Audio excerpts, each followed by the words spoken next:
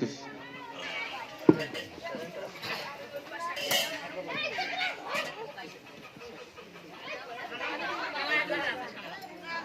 হরে কৃষ্ণ।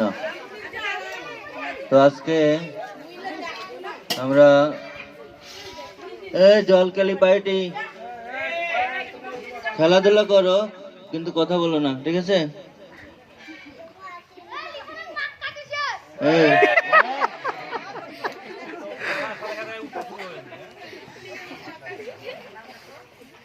তাহলে কিন্তু সবগুলা ধরবো, একটা গীতার শ্লোক বলা লাগবে, নাইলে পুকুরে নামা নিষেধ। তুমি পারবে তো? গীতার শ্লোক একটা পারবে? হ্যাঁ, তাতে কি সমস্যা? শ্লোক বলছি তো, আমি অনুবাদ বলি নাই তো। বলো বলো, একটা বলো দেখি।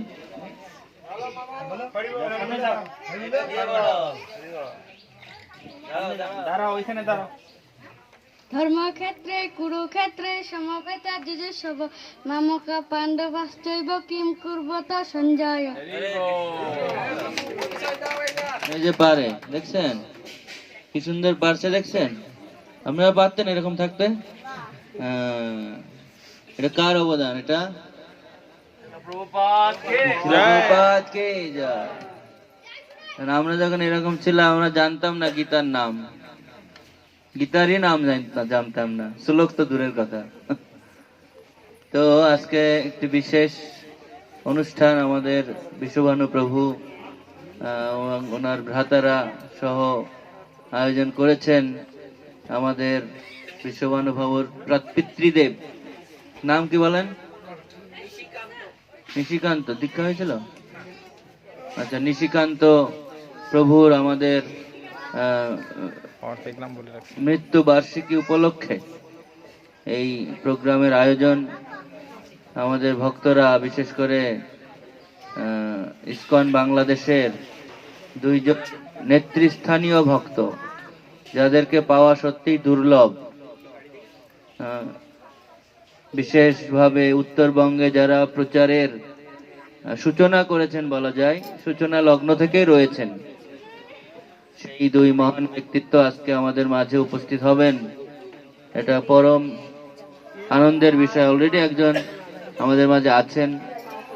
আজকের অনুষ্ঠানের প্রধান অতিথি হিজ হোলিনেস ভক্তি প্রিয়ম গদাধর গোস্বামী মহারাজ। ভক্তি প্রিয়ম গদাধর গোস্বামী মহারাজ কি? মহারাজ এই প্রথমবার এসছেন আমি যতটুকু জানলাম। হ্যাঁ, এর আগে একবার এসছেন, সন্ন্যাসের আগে। সন্ন্যাসী হওয়ার পরে এই প্রথম এসছেন। তো এটা খুব পরম সৌভাগ্য আমাদের। এবং সেই সাথে আরো আজকের অনুষ্ঠানের প্রধান আলোচক হিসাবে উপস্থিত থাকবেন হিজ হোলিনেস ভক্তি বিনয় স্বামী মহারাজ। তো দুই সন্ন্যাসী একসাথে এখানে আগমন, এটা একটি বিশেষ পাওয়া আমাদের, নাকি বলেন আপনারা? আর আমরা তো বিশ্ববানবুর সাথের লোক, কোনো চিন্তা নেই আপনাদের। আমাদের মাঝে আরো উপস্থিত আছেন জ্যোতিশ্বর প্রভু, বিশ্ববানু প্রভুর দুই বন্ধুবর বলা যায়, জ্যোতিশ্বর প্রভু এবং শুভনিতায় প্রভু। এই যে শুভনিতায় প্রভু, উনি হচ্ছেন ইসকন উত্তরা এয়ারপোর্টের পাশে একটা মন্দির আছে উত্তরা, ঢাকা, সেখানকার অধ্যক্ষ। এবং জ্যোতিশ্বর প্রভু হচ্ছেন ইসকন বাংলাদেশের কোষাধ্যক্ষ। আরো অনেকে আসছেন, রমাপতি প্রভু, আমাদের অনন্ত লীলা প্রভু সহ আরো অনেক ভক্তবৃন্দ, বিক্রমী প্রভু আসবেন। চলে আসছেন? হ্যাঁ, বিক্রমী প্রভু এই দিনাজপুর ইসকন মন্দিরের অধ্যক্ষ। কমল শ্যাম প্রভু, যিনি এতক্ষণ নগর কীর্তন করে আনন্দ দিয়েছেন আপনাদের। কেমন লাগছে আপনাদের? হ্যাঁ, সব ঘুমিয়েছিল, এখন জেগে গেছে সবাই নগর কীর্তনে। তো এটা আজকে একটি বিশেষ আয়োজন, এবং সেটা সম্ভব হয়েছে কি কারণে? সম্ভব হয়েছে এই কারণে, এই দুই মহারাজ যে এসছেন, এত বৈষ্ণবরা এসছেন, তার কারণ কি? কারণ বিশ্ববানু প্রভু সহ আপনারা এখানে অনেক ভক্ত আছেন, ভক্তদের জন্য মহারাজরা এখানে চলে এসছেন, তাই না? তো বৈষ্ণব সব গৃহে তো বৈষ্ণবরা আসে না, আসে? এই বৈষ্ণব এটা কোনো সস্তা ব্যাপার না। এই যে আমরা ভগবানের নাম করছি, ভগবানের গুণকীর্তন করছি, ভগবানের ভক্তদের দর্শন পাচ্ছি, এটা কোনো সস্তা ব্যাপার না। এটা অনেক অনেক জন্মের সৌভাগ্যের ফলে এটা আমরা লাভ করতে পারি। যেমন ভগবদ গীতায় তাই বলা হচ্ছে, বহুনাং জন্ম নামান্তে জ্ঞানবামাং প্রপদ্যন্তে। বহু বহু জন্মের পর একজন জ্ঞানবান ব্যক্তি সে ভগবান কৃষ্ণকে জানতে পারেন, যিনি পরমেশ্বর ভগবান। আমরা তো সবাই জানেন কৃষ্ণ পরমেশ্বর ভগবান, জানেন না? তার মানে কি, বহু বহু জন্ম ধরে আপনারা তপস্যা করে ভগবানকে জানতে পেরেছেন। এটা অনেক সুকৃতির ফলে এটা লাভ করা যায়। আর এই গৃহে আমাদের বিভু গৌর প্রভু ছিলেন। বিভু গৌর চেনেন আপনারা? বিপুল চেনেন না? বিপুল নামে চিনবেন, হয়তো বিভু গৌর নামে নাও চিনতে পারেন। এখান থেকে অনেক বৈষ্ণববৃন্দ তারা বিভিন্ন জায়গায় বিভিন্ন মন্দিরে সেবা করছে। তো এটা একটা বড় পাওয়া আমাদের জন্য, এবং তার কারণেই আজকে মহারাজ বৃন্দ ঢাকা থেকে এত ভক্তবৃন্দ এসে এখানে উপস্থিত হয়েছে। তো এটা আমাদের পরম সৌভাগ্য। এবং সেই সাথে আমাদের বিশ্বভানু প্রভু বা ওনার ভ্রাতাদের পিতৃ দেব, তিনি বিশেষ সৌভাগ্যবান এই কারণে যে তাদের মতো এরকম পুত্র সন্তান, ভক্ত পুত্র, তাই না? এটা প্রত্যেক ঘরে পাওয়া যায় না, ভক্তদের সন্তান। কারণ যেমন একটা এয়ারপোর্ট, দিনাজপুরে এয়ারপোর্ট আছে? এয়ারপোর্ট নাই দিনাজপুরে। কোথায় আছে? সৈয়দপুরে আছে। তো প্লেন যদি নামতে হয়, প্লেন যদি নামতে হয়, দিনাজপুরে নামতে পারবে? দিনাজপুরে নামতে পারবে না। কোথায় নামবে? সৈয়দপুর। এয়ারপোর্ট থাকতে হবে। তো এই ভক্ত সন্তানরা সব জায়গায় ল্যান্ড করতে পারে না, বুঝতে পারছেন? প্লেন যেমন সব জায়গায় ল্যান্ড করতে পারে না, এই ভক্তরাও সব জায়গায় ল্যান্ড করতে পারে না। ভক্তরা ল্যান্ড করতে হলে কোথায় লাগে? এটা এয়ারপোর্ট লাগে। সেই এয়ারপোর্ট হচ্ছে পিতামাতা। এইরকম পিতামাতা না থাকলে ওখানে ভক্তদের আবির্ভাব হয় না।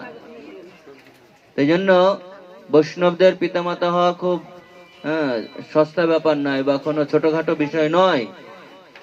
এটা একটা এয়ারপোর্টের সাথে তুলনা করা হচ্ছে। প্লেন ল্যান্ড করার মতো উপযুক্ত পরিবেশ লাগে। তো ভক্তরা যে একটা গৃহে আসবে, তার একটা উপযুক্ত পরিবেশ লাগে। ওইরকম পিতা, ওইরকম মাতা। মায়ের গর্ভটাকে বলা হচ্ছে এয়ারপোর্টের মতো, এবং তার ফলে একজন বৈষ্ণব সেখানে আবির্ভূত হতে পারেন। ভগবান শ্রীকৃষ্ণ আবির্ভাবের পূর্বে দেবকী মাতার কত সন্তান এসেছিল, তাই না? আমরা দেখি আস্তে আস্তে বসুদেব এবং দেবকীর চেতনা শুদ্ধ হচ্ছিল। তো ঠিক তদনুরূপ এখানে অনেক বৈষ্ণবের আবির্ভাব। আপনারাও যারা দেখছি এখানে সবাই বৈষ্ণব।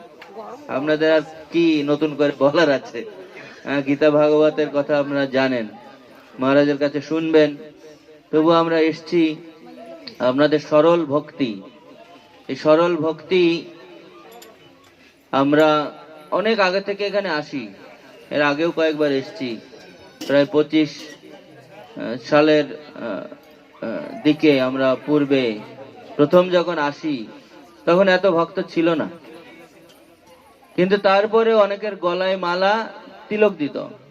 এখনকার মতো অত হয়তো প্রসাদ ভোজে ছিল না, কিন্তু আগে থেকে একটা ভক্তি ভাব সবার ভিতরে দেখা যেত, বিশেষ করে এই সব এলাকায় বৈষ্ণবরা। কিন্তু এখন শ্রীল প্রভুপাদের কৃপায় সেটা, সেই ভক্তিটা আরেকটু মজবুত হয়েছে। কেন? কারণ আগে আমরা নিয়ম কারণ মানতাম না। আগে অনেক নেশা করা হতো। নেশা করতো না আগে? তামাক। এখন যারা বৈষ্ণব হয়ে গেছে, তামাক খান আপনারা? খান? বৈষ্ণব হলে তো তামাক খাওয়া যাবে না। তামাক খেলে নেশা হয়ে যাবে। সেই জন্য প্রভুপাদ যখন আমেরিকায় গেছেন, আমরা তো তামাক নেশা করি, আমরা ওই ছোটখাটো নেশা করি, বলে না, কি বলে, হীরাচর আর ক্ষীরাচর। আমরা ক্ষীরাচরের মতো হব। ক্ষীরাচর বোঝেন তো? ক্ষীরা মানে শশা। তো চুরি আমাদের যে নেশা সেটা ক্ষীরাচরের মতো, এই নেশা কিছুই না। কিন্তু আমেরিকানরা কেমন নেশা করতো যখন প্রভুপাদ বিদেশে গেছে? ওরা জন্মগ্রহণ করার পর জল খাওয়াতো না। জল কি খাওয়াতো না? জল খাওয়াতো না। কি খাওয়াতো? হরে কৃষ্ণ প্রভু। ওরা খাওয়াতো মদ। মদ। তো জলটা শুধু ব্যবহার করতো হাত ধোয়ার কাজে, শৌচ কাজে, আর খাওয়ার জন্য কি? মদ, হেরোইন, অনেক অনেক প্রকার নেশা রয়েছে।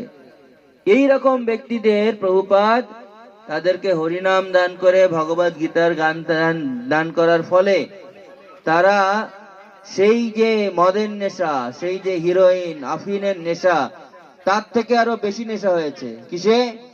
হরিনামের প্রভাবে, হরিনাম করার ফলে। এবং এই নেশার ফলে কি করেছে? আস্তে আস্তে তারা মদ, গাঁজা, ভান, আফিন, চরস সব ছেড়ে দিয়ে তারা বৈষ্ণব হয়ে গেছে। এইভাবে আমরা তো ছোটখাটো নেশা করি, আর প্রভুপাদ তার থেকে বড় বড় নেশা করে নেশা ছুটিয়ে দিয়েছেন। আমরা জগাই মাধায়ের কাহিনী জানেন না? জগাই মাধায় কে উদ্ধার করেছিলেন? জগাই মাধায়কে নিত্যানন্দ প্রভু। এই নিত্যানন্দ প্রভু, চৈতন্য মহাপ্রভু মাত্র 2 জন জগাই মাধায়কে উদ্ধার করেছিলেন, 2 জন। আর প্রভুপাদ বিদেশে গিয়ে দেখলেন হাজার হাজার জগাই মাধায় এখানে। উনি দেখলেন হাজার হাজার জগাই মাধায়।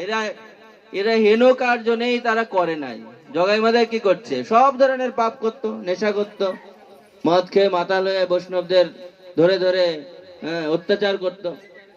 তো প্রভুপাদ বিদেশে গিয়ে দেখে এখানে তো হাজার হাজার জগাই মাধায়, আর প্রভুপাদ হরিনাম দিয়ে সে হাজার হাজার জগাই মাধায় উদ্ধার করলেন। তো এইভাবে প্রভুপাদ নিত্যানন্দ প্রভুর কৃপা তিনি সারা পৃথিবীতে বিতরণ করেছেন। তো আজকে এই আমরা উদযাপন করছি প্রভুপাদের 125তম আবির্ভাব তিথি উপলক্ষে।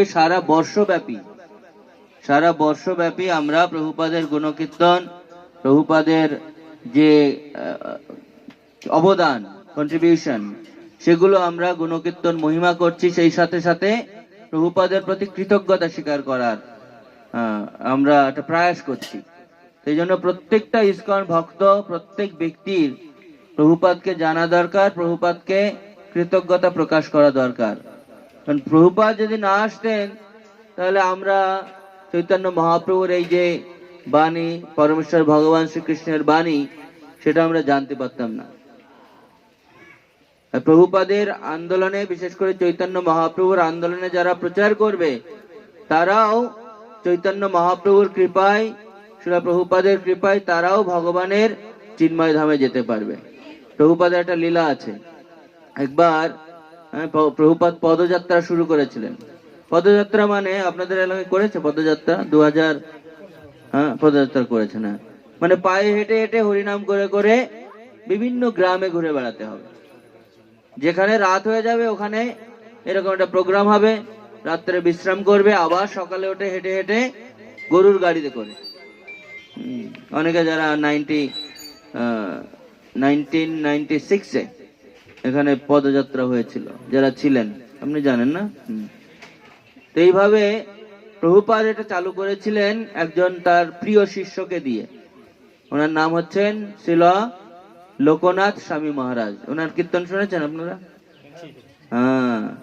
বিশেষ করে ইউটিউব যদি যান, ফেসবুক, ইউটিউবে, উনি বাংলাদেশে এসেছেন কয়েকবার। তো ওনাকে দায়িত্ব দিয়েছেন প্রথম, যে তুমি হচ্ছে পদযাত্রা মিনিস্টার। গ্রামে গ্রামে প্রভুপাদ হরিনাম প্রচার করার জন্য ওই পদযাত্রা টিম তৈরি করেছেন, উনাকে হেড করে, প্রধান করে। তো উনি ওই গরুর গাড়ি নিয়ে বিভিন্ন গ্রামে গ্রামে যেতেন ভারতের। গরুর গাড়ি মানে আমরা বলদ, এমনি সাধারণত তো গাভী দিয়ে চালায় না, বলদ ধরবেন, গরুর গাড়ি এটাই বললাম। তো গরুর গাড়িতে নিতাই গৌরকে বসাতেন একটা বিগ্রহ, আর পিছনে কীর্তন করতে করতে সব ভক্তরা যেত। লাগেজ টাগেজ যা থাকতো ওই গাড়ির উপরে থাকতো। তো প্রভুপাদ একবার গিয়েছেন, গিয়ে বলছেন যে এই যে গরু দুটো বা বলদ দুটো, এরা চৈতন্য মহাপ্রভু নিত্যানন্দ প্রভুকে বহন করে নিয়ে যাচ্ছে। হরিনাম সংকীর্তনের সাথে সাথে এরা যাচ্ছে, চৈতন্য মহাপ্রভুর এই সংকীর্তনের আন্দোলনে সাহায্য করছে। যারা সংকীর্তন আন্দোলনে সাহায্য করে, বা এই গরু দুটো যে সংকীর্তন আন্দোলনে সাহায্য করছে, একদিন এই গাভী দুটো, এই বলদ দুটো তাদের জীবন অবসানে তারাও ভগবত ধামে চলে যাবে। এখন কথা হচ্ছে, এই দুটো বলদ বা দুটো গরু তারা সংকীর্তন আন্দোলনে সাহায্য করে, তারা যদি ভগবত ধামে যেতে পারে, তা আমরা যদি সংকীর্তন আন্দোলনে সাহায্য করি, তাহলে আমরা ভগবত ধামে যেতে পারবো না? আমরাও অবশ্য সংকীর্তন আন্দোলনে সাহায্য করলে আমরাও চৈতন্য মহাপ্রভু সেই ধামে গমন করতে পারবো।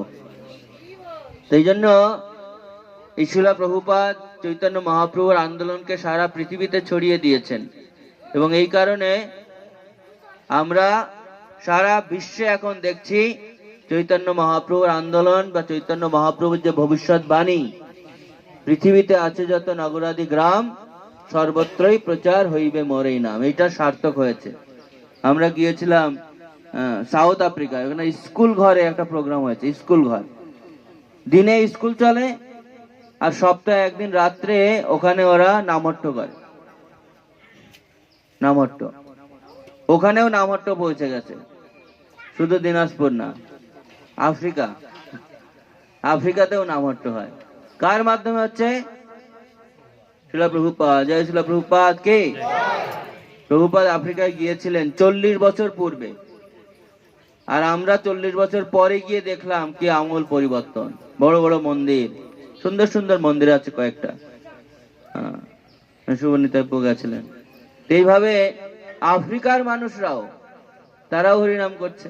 নিগ্র, ইউরোপ শ্বেতাঙ্গ, আমেরিকানরা শ্বেতাঙ্গ, তারাও হরিনাম করছে। একমাত্র প্রভুপাদের প্রচারের ফলেই এটা সম্ভব হয়েছে। প্রভুপাদকে একবার প্রশ্ন করলেন একজন ব্যক্তি, বলছেন যে চৈতন্য মহাপ্রভু তো স্বয়ং ভগবান, তাই না? চৈতন্য মহাপ্রভু স্বয়ং ভগবান। তো চৈতন্য মহাপ্রভু স্বয়ং ভগবান, তাহলে তিনি কেন সারা পৃথিবীতে প্রচার করলেন না হরিনাম? তিনি তো শুধু ভারতবর্ষ প্রচার করেছেন, ভারতের কিছু কিছু অংশে তিনি ভ্রমণ করেছেন, সাউথ ইন্ডিয়া সহ কিছু কিছু জায়গা। তো তিনি কেন সারা পৃথিবীতে গেলেন না?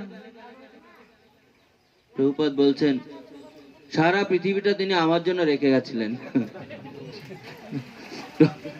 প্রভুপাদ এত উপস্থিত ভাবে উত্তর দিতেন, সবাই খুব মোহিত হয়ে যেত। সারা পৃথিবী, আর উনি যদি করে যেতেন আমি কি করতাম? আমার জন্য রেখে গেছেন। যেমন চৈতন্য মহাপ্রভুর প্রিয় হচ্ছেন শিলা প্রভুপাদ, আর কৃষ্ণের প্রিয় আছেন কৃষ্ণ, ভগবান কৃষ্ণের প্রিয় হচ্ছেন অর্জুন। দাপর যুগে আমরা দেখি কি লীলা, ভগবান শ্রীকৃষ্ণ যুদ্ধ করছে, যুদ্ধক্ষেত্রে আছেন, যুদ্ধ করছে না, উনি যুদ্ধ করেছেন আগে। কুরুক্ষেত্রের রণাঙ্গনে কিন্তু ভগবান যুদ্ধ করেননি, তিনি প্রতিজ্ঞা করেছেন যুদ্ধ করবেন না।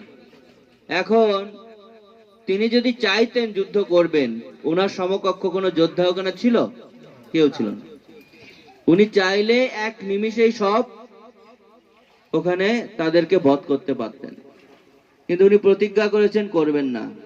কারণ তার সমস্ত কৃতিত্ব কাকে দিতে চেয়েছিলেন? তার বন্ধু অর্জুনকে। বন্ধু এবং ভক্ত। হ্যাঁ, গীতায় আছে, আমি তোমাকে এই জ্ঞান কেন দিচ্ছি জানো? তুমি আমার প্রিয় সখা, প্রিয় ভক্ত, এই কারণে তোমাকে দিচ্ছি। তো ভগবান তার ভক্তকে মহিমান্বিত করার জন্য তিনি অর্জুনকে সমস্ত কৃতিত্ব দিয়েছিলেন, তিনি নিজে যুদ্ধ না করে। ঠিক তদনুরূপ ভাবে চৈতন্য মহাপ্রভু ভবিষ্যৎবাণী করেছেন, চাইলে তিনি করতেও পারতেন, কিন্তু তিনি সারা পৃথিবীতে প্রচার করেননি। কারণ সেই কৃতিত্ব কাকে দিতে চেয়েছিলেন? শিলা প্রভুপাদকে, ইস্কন প্রতিষ্ঠাতা আচার্য শিল অভয়চরণ অরবিন্দ ভক্তি বেদান্ত স্বামী প্রভুপাদ। প্রভুপাদ কি? প্রভুপাদকে সমস্ত কৃতিত্ব উনি দিয়েছেন, কারণ শিল প্রভুপাদ হচ্ছেন চৈতন্য মহাপ্রভুর অত্যন্ত প্রিয়। শ্রীমদ্ ভাগবতে 12টা স্কন্ধ আছে। তার প্রথম 9টা স্কন্ধ সমস্ত ভক্তের মহিমায় পরিপূর্ণ। ভক্তদের মহিমা গুণ কীর্তন করা আছে। কার কার ভাগবত আছে ইস্কনের? হাত তোলেন। আছে, আরো আছে, অনেকের নাই। তো ঠিক আছে, মহারাজ আসছেন, আপনারা চাইলে যে ভাগবত নিয়েই আসছে, দেখছেন দেখছেন তো ভাগবতের মহিমা বলবেন। এই 9টা স্কন্ধে ভাগবত সব ভক্তের মহিমা। আর তারপরে 10ম স্কন্ধে গিয়ে ভগবানের গুণকীর্তন বেশি শুরু হয়েছে। এর আগে বেশিরভাগই ভক্তের মহিমা, কিছু কিছু ভগবানের লীলা আছে। এখন তাহলে ভক্তের মহিমা কত গুরুত্বপূর্ণ ভাগবত পড়লে বোঝা যায়। ভগবত গীতা হচ্ছেন ভগবানের মুখনিসৃত বাণী, আর ভাগবত হচ্ছে ভগবানের সমস্ত লীলাবিলাস, ভক্ত এবং ভগবানের। ভাগবতে আমরা দেখি ভগবানের গুণকীর্তন থেকে ভক্তের মহিমা বেশি করা হয়েছে। কারণ ভক্তের মহিমা করলে ভগবান সব থেকে খুশি হন। তাই বলা হচ্ছে, মোর ভক্ত নাহি পূজে, মোরে পূজে মাত্র। আমার ভক্তকে পূজা করে না, আমাকে পূজা করে, তাহলে কি হবে? সেই দাম্ভিক নহে মোর প্রসাদের পাত্র। তাকে কি বলা হচ্ছে? দাম্ভিক। দাম্ভিক মানে অহংকার। দাম্ভিক মানে অহংকারী। সেই অহংকারী ব্যক্তি আমার প্রসাদের পাত্র না, আমার কৃপার পাত্র না, আমি তাকে কৃপা করি না।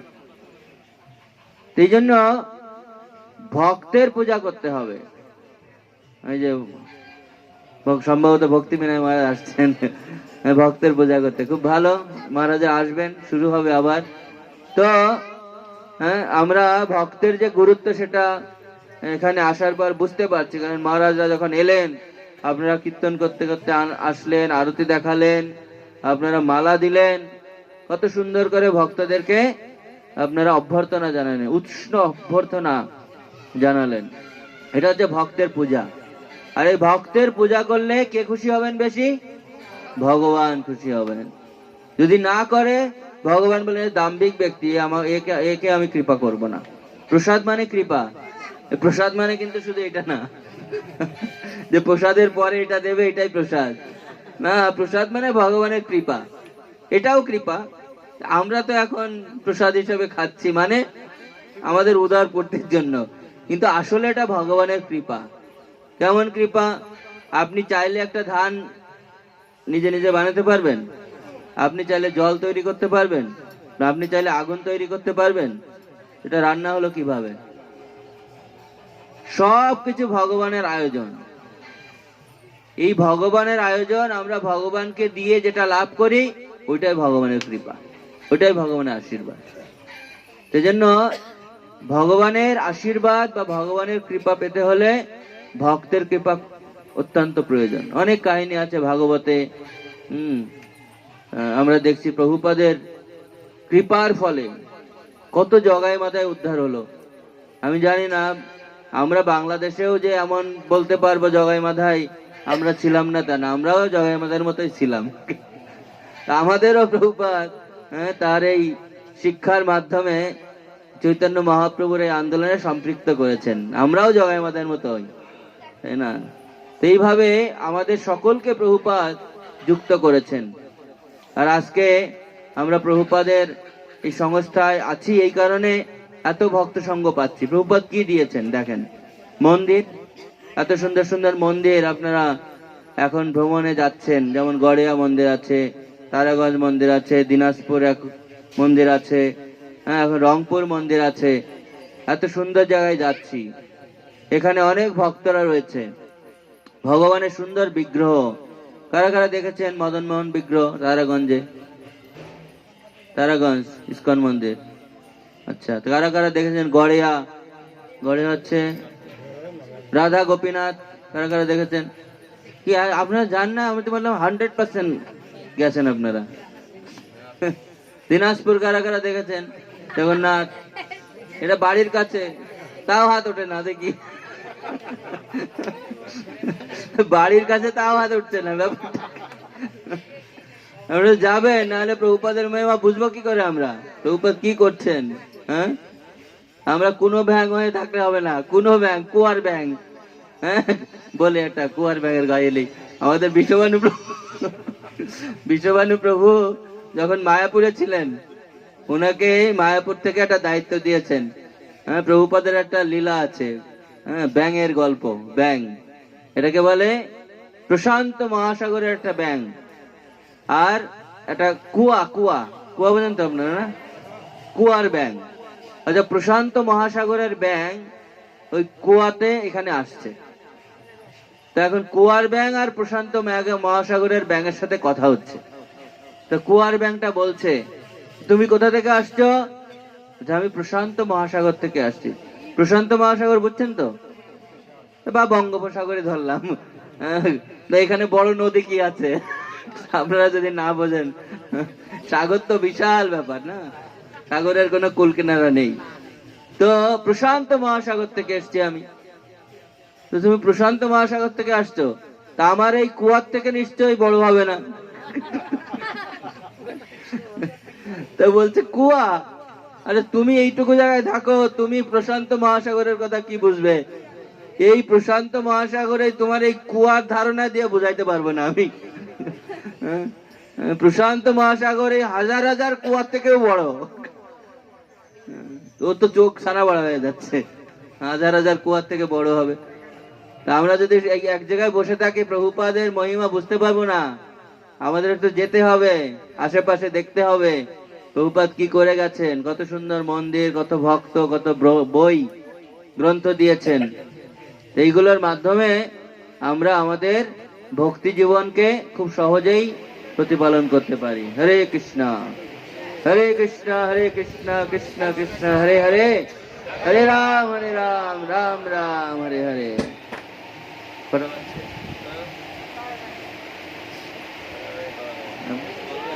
আচ্ছা, তো এই ধরনের সরল ভাবে আমরা ভক্তি অনুশীলন করার সুযোগ পাচ্ছি। একটা সরল ভক্তির কাহিনী বলি, শোনেন। গল্প শুনবেন? গল্প না, বাস্তব কাহিনী।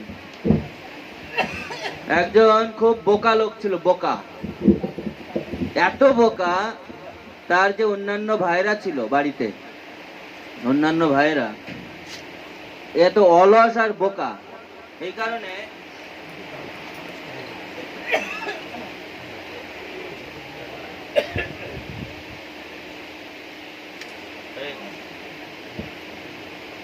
হরে কৃষ্ণ।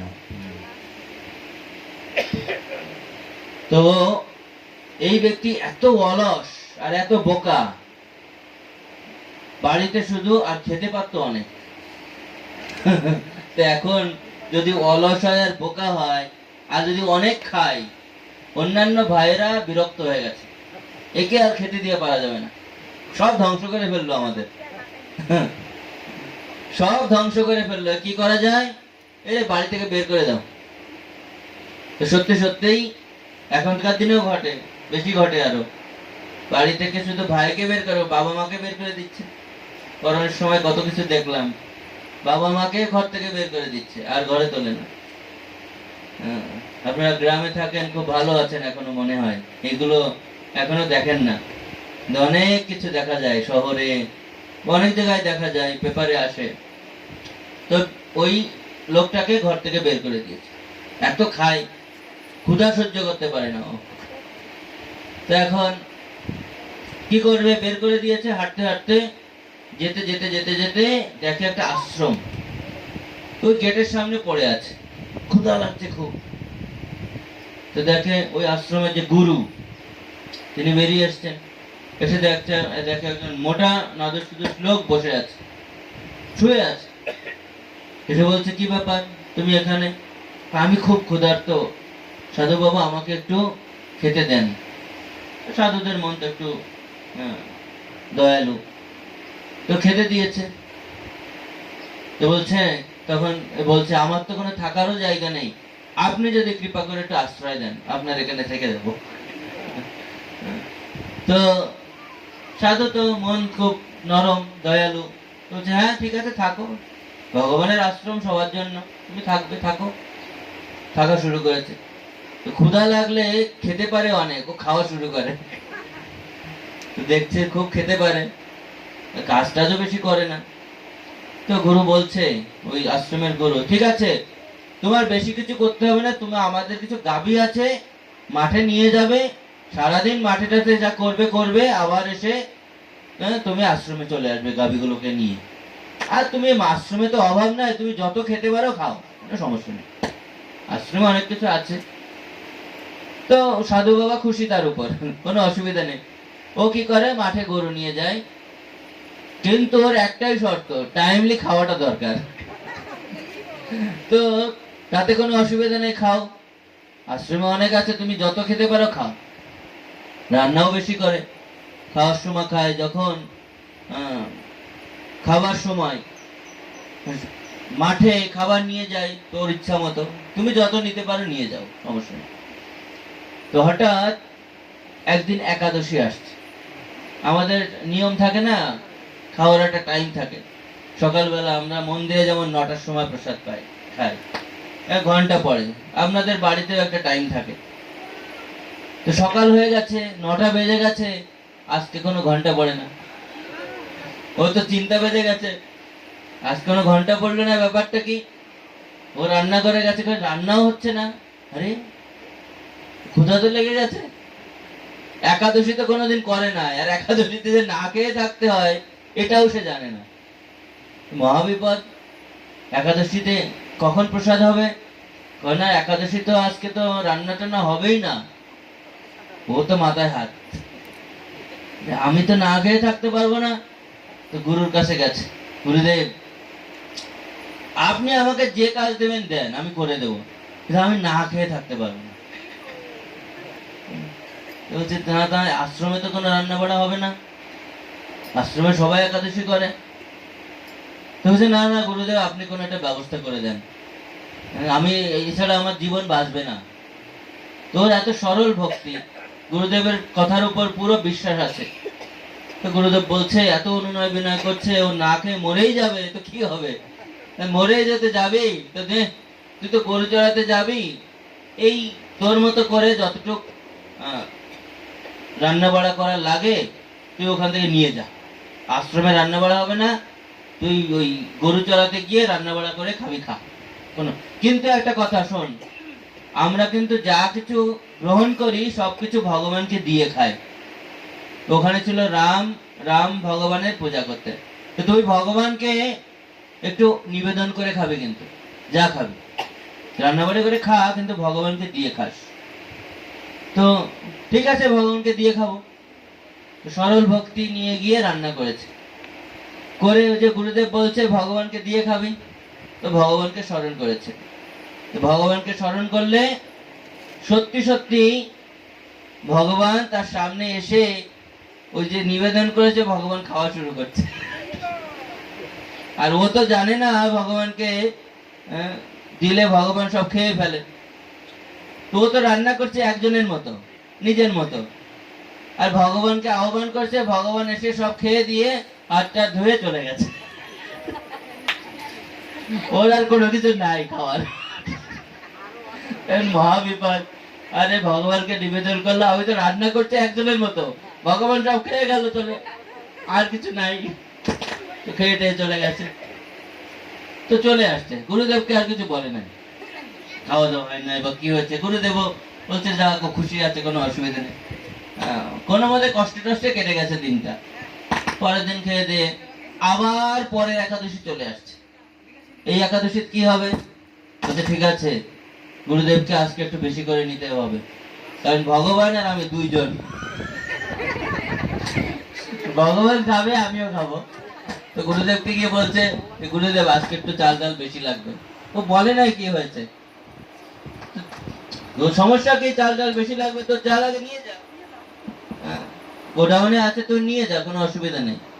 তো বেশি করে নিয়ে গেছে দুইজনের মতো, গিয়ে রান্না টান্না করে ভোগ দিয়েছে। ভোগ দেওয়ার পর ভগবানকে আহ্বান করেছে, ভগবান এসছেন, এসে খাওয়া শুরু করেছে। আজকে দেখে দুইজন, সাথে কে? রামচন্দ্র, সাথে লক্ষণ আসছে। লক্ষণ দুইজন চলে আসছে আজকে, রান্না তো দুইজনের, আর দুইজন খেয়েতে হাত পা ধুয়ে চলে গেছে, ওর আর খাওয়া হলো না। কি যে অবস্থা! আরে ভগবানকে বলছে না তুমি আসবে আর একজনকে নিয়ে তো বলবে তো আমাকে, আমি একটু বেশি রান্না করতাম। তারপরে গেছে, চলে গেছে। পরের একাদশী আবার একই অবস্থা, গুরুদেবকে বলছে আবার আরেকটু বেশি লাগবে। তো বলছে সমস্যা কি, তোর যা লাগবে নে। তো আর বলে নাই কি হচ্ছে। তো এইবার কি হয়েছে, এইবার ভোগ লাগিয়েছে রান্না টান্না করে। এবার কয়জনে রান্না করলো? 3 জন। তো এখন ভগবান আসছেন, রামচন্দ্র, লক্ষণ আসছে, সাথে সীতা দেবীকে নিয়ে এসছেন। 3 জনের রান্না 3 জন খেয়ে চলে গেছে, মহা বিপদ। তো এখন ভাবছে যে এত এত নিয়ে আর পারি না, কি করা যাবে। তো পরের দিন, পরের একাদশীর দিন সে নিয়ে গেছে, বেশি করে নিয়ে গেছে আজকে। এবার সবাই নিয়ে গেছে কিন্তু রান্না করছে না। তো ভাবছে আজকে আর রান্না বাড়া করবো না, কয়জন আসে তার ঠিক আছে, কয়জন আসে তার ঠিক আছে, রান্না টান্না করেনি। তো আসার পরে রান্না হবে, তো আসার পরে রান্না করবো আজকে।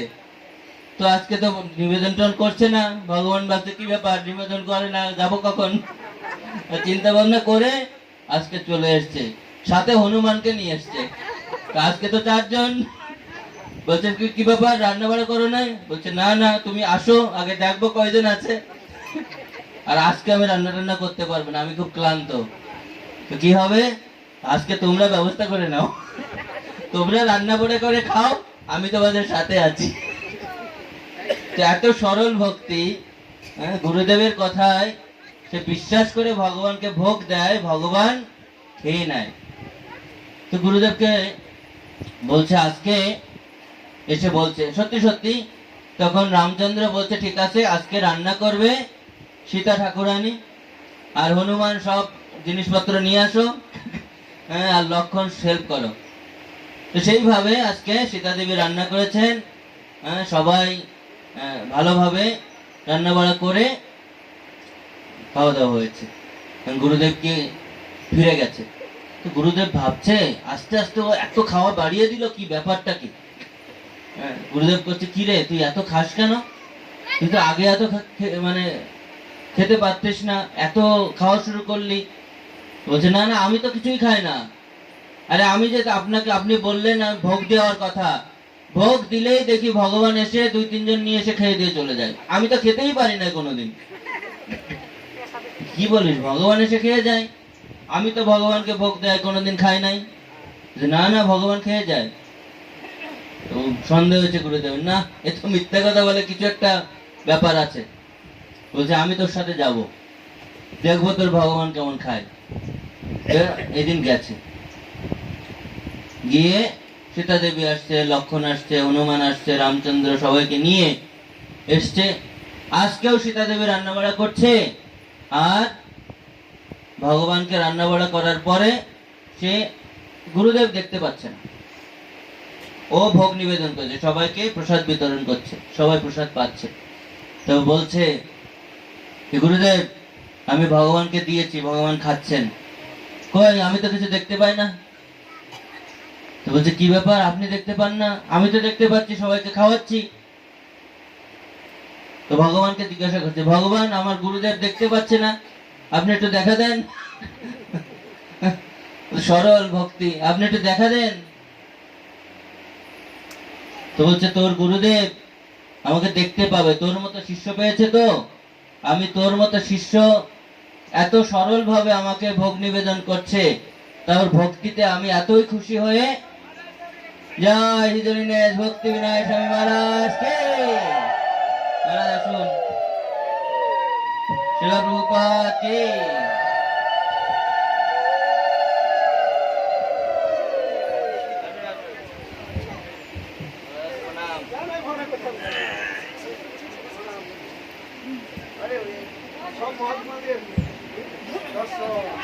সবাই একটু জয় ধনুর্ধর দিন, জয় গুরু।